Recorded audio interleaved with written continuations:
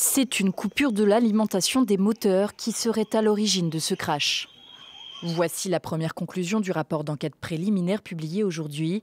Les interrupteurs d'alimentation en carburant basculent en position arrêt l'un après l'autre, à une seconde d'intervalle juste après le décollage. Les boîtes noires de l'avion récupérées après l'accident le révèlent. Elles contiennent les données du vol et les enregistrements vocaux du cockpit, notamment une conversation surprenante entre les deux pilotes.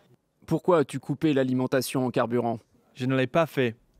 Les interrupteurs sont immédiatement remis en position marche, mais trop tard pour que l'avion reprenne de sa puissance. L'un des pilotes transmet alors un message de détresse. Mayday, Mayday, Mayday. En 30 secondes, déjà à une vitesse de 333 km/h, l'avion s'écrase sur un bâtiment universitaire en plein quartier résidentiel, sous les yeux des contrôleurs aériens. Selon le rapport du bureau indien, Air India a respecté toutes les directives. Pourtant, l'administration fédérale de l'aviation américaine avait fait état d'un désengagement potentiel de la fonction de verrouillage de l'interrupteur du contrôle de carburant. Cette vérification, non obligatoire mais recommandée, n'a pas été effectuée par la compagnie indienne. Pour l'heure, Air India assure coopérer pleinement avec les enquêteurs.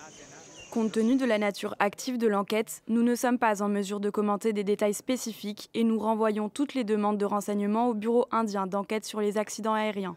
Ce premier rapport devait obligatoirement être soumis dans les 30 jours suivant l'accident.